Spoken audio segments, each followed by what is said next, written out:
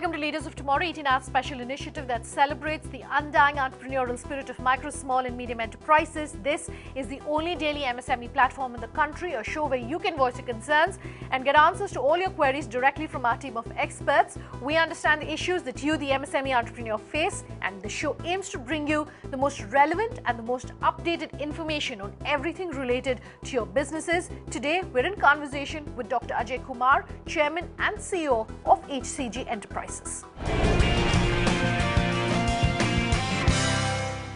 Dr. Kumar, thank you very much for speaking with us here on the Leaders of Tomorrow. Let's start by talking about cancer care. You, of course, are a cancer care specialist. Talk to us about how the field has really changed since you started out in 1998.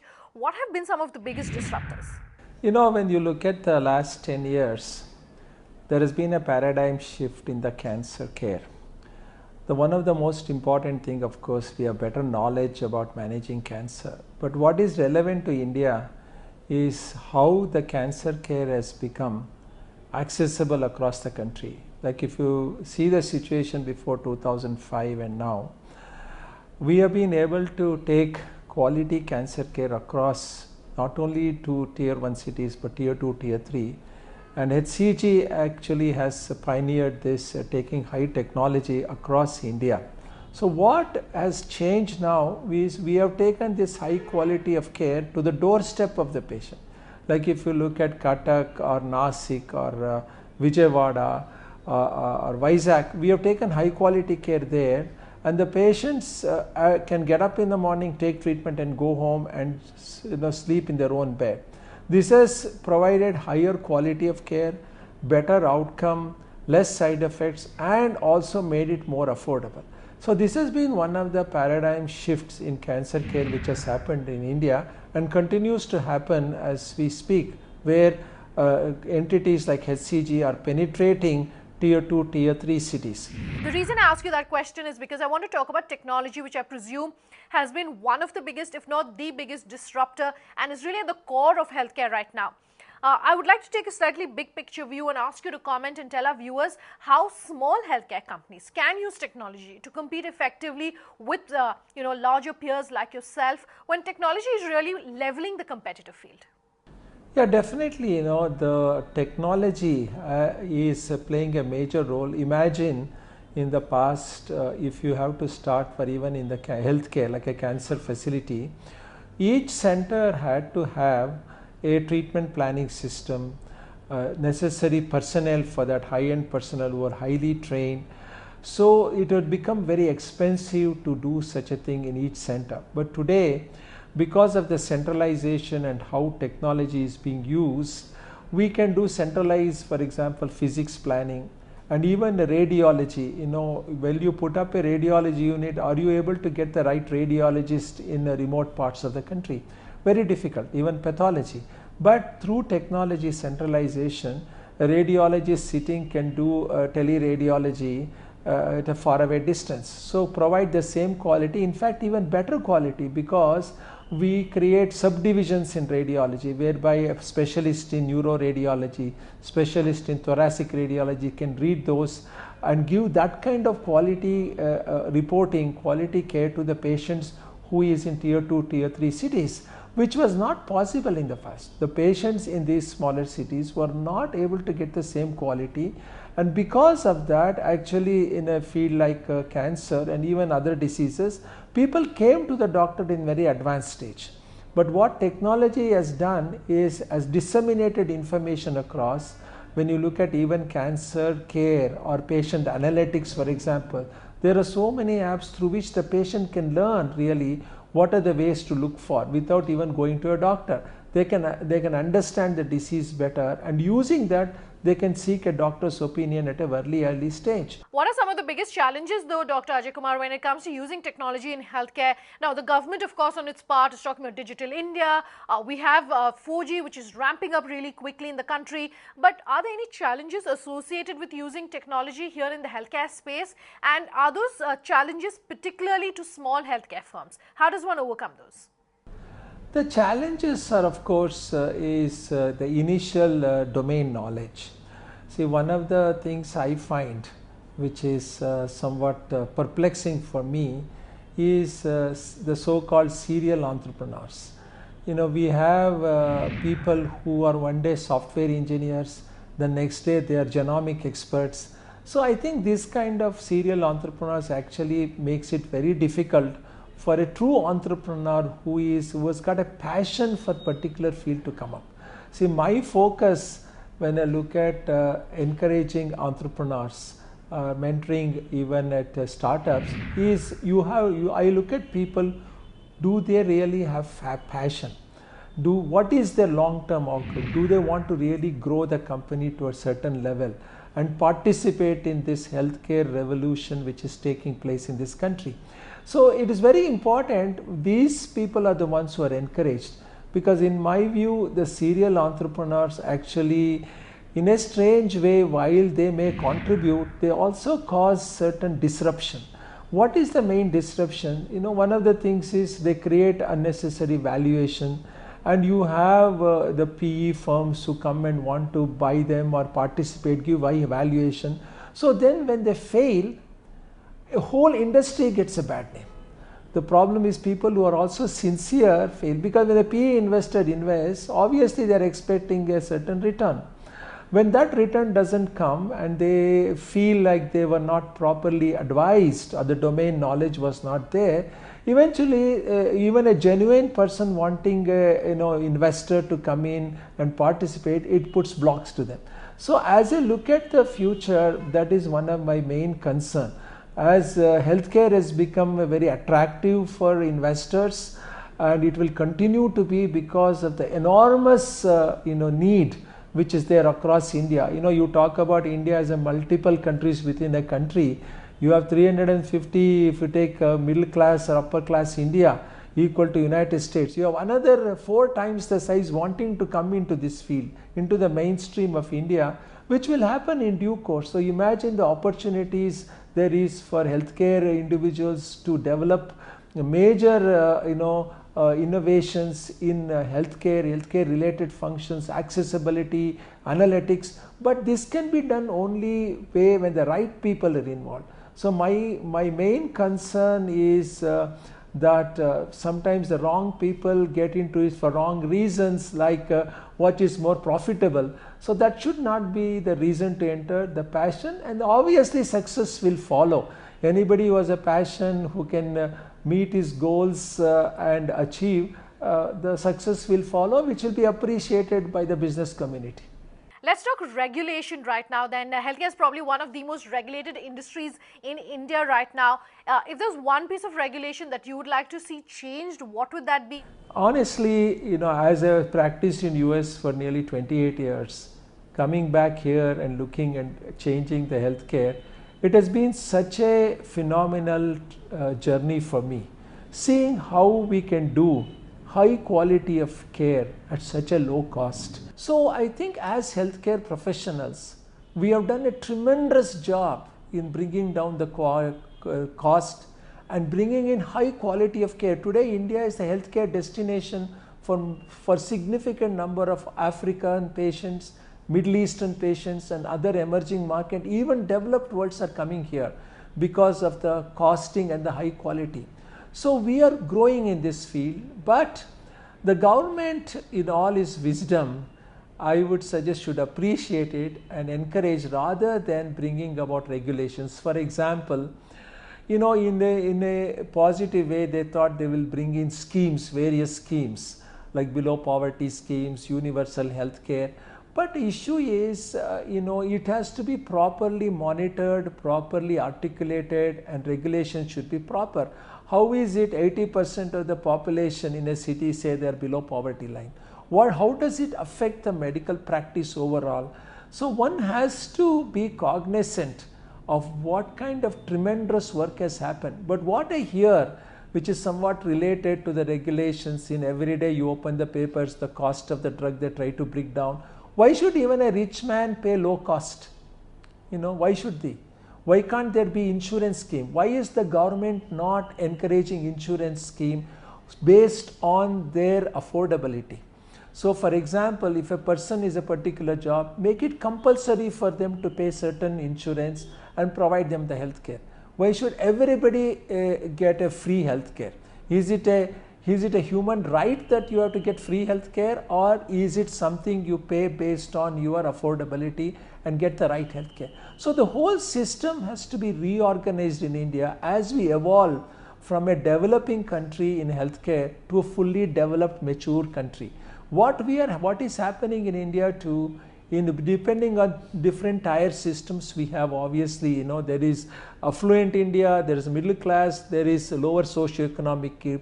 We want to bridge the gap very quickly. That kind of gap will not be bridged overnight. First, we should appreciate there is such a high quality healthcare in India, which is accessible to quite a significant number of population, equal to United States. Then we have to see how to bridge the gap and bring in the lower socioeconomic group. In this, the government role is very important. What is the government role? Is the government going to be a monitoring agency, or is it going to also be a competitor in healthcare as well as a monitoring agency? Can they be both? Can they be both? And what is the status of government hospitals in this country? Why is it the government has not been able to make it so accessible across the country for decades, whereas a company like HCG has made it in a period of 10 years? Dr. Ajay Kumar, it's time for a very short break here on the Leaders of Tomorrow, but we have much more on the other side. Do stay tuned.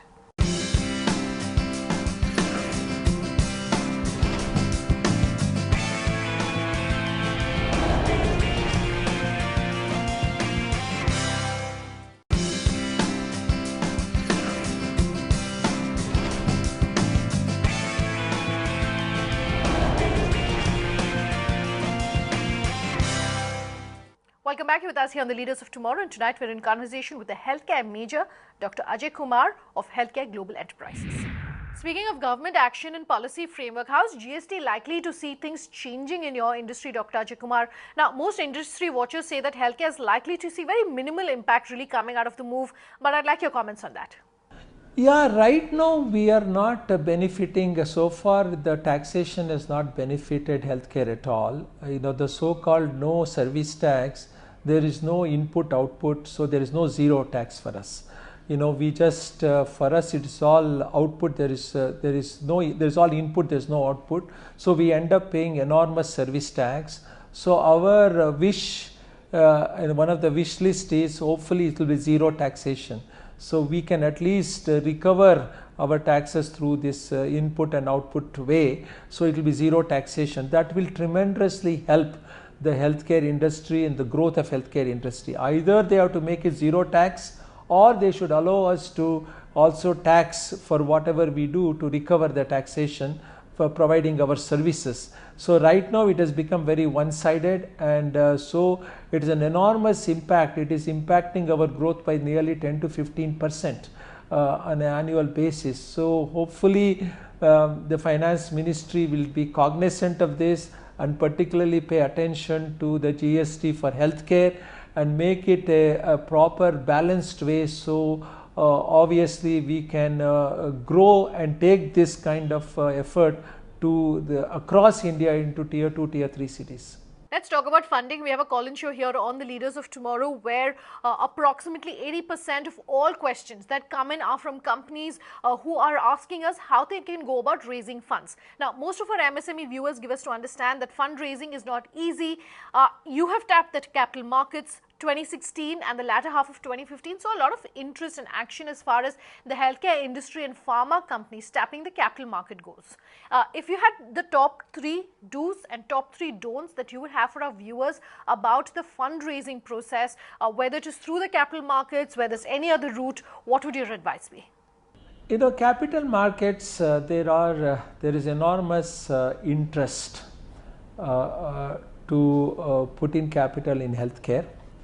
And enormous interest also is going with enormous valuations, expectation from entrepreneurs. My sincere advice is we have to be realistic. We have to look at what is our, as an entrepreneur, healthcare, what is our vision and where do we want to be 5 to 10 years from now, and what is the capital I require. Always we heard in business school, people always teach that equity is more expensive than debt.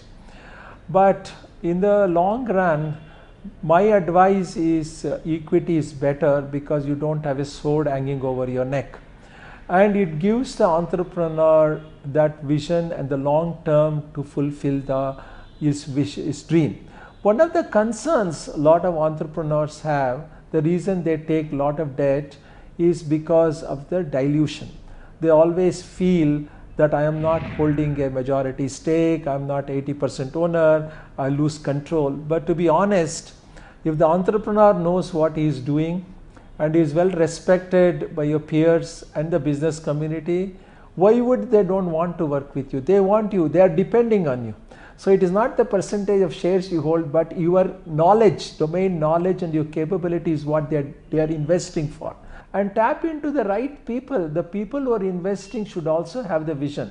Obviously, the short-term vision, you should not go into that. People who want to exit in 2 to 3 years should not be your partner. Minimum horizon should be somewhere around 7 to 8 years or longer. Longer they are, better it is for you. And another thing is the conditions you agree. As an entrepreneur, you should be very careful to what are the conditions you agree. Obviously, the PEs will try to put a lot of restrictions, conditions based on your performance. I feel as a entrepreneur and a visionary person, you should not compromise your vision. You should focus on your vision and grow. So having these conditions will interfere with your vision. So you should be a free, unadulterated agreement you should have, where you grow and they will appreciate your growth. As we're winding down this conversation, I want to ask you to comment on really how things are changing when it comes to the economy. Things are, not looking very good. The external environment is still very volatile. How do players in the healthcare space then keep pace with these changes? We feel, the healthcare, if you are structured it in a way beating your vision and you have a good growth pattern, I sincerely feel you should not worry about the surrounding ecosystem. The healthcare is recession proof. Like if you take only cancer care, today we see 1.5 to 2 million new cancer cases, which is going to increase to nearly 3 million in the next 4 or 5 years. The number of people living with cancer will be almost 8 million. So there will be enormous need. So our focus should be on building quality cancer centers or quality healthcare centers. The key here is your focus is quality, patient outcome. Why does a patient with cancer or any disease walk into the hospital? Because they want a good outcome. So our focus should be on that and build centers according to where the needs are. Obviously people will come, obviously you will grow. But if you keep on focusing on who are your competitors, what are they going to do, or what are the regulations, what are the environment, while it is good to know, but you should not get distracted from your main path. I think sometimes distraction could be detrimental. So idea is you have a vision, carry it out, you make sure you have sufficient funding, debt equity, and I think you're home free. The idea about the geopolitical situation, the economics, what is happening to the rupee, what is the recession, who is the political thing is good to know, but honestly at the ground zero level, it will not matter much. Dr. Ajay Kumar, we love asking the experts who come on our show about any advice they may have for our viewers. So if I was to ask you if you had one piece of advice for our viewers, what that would be?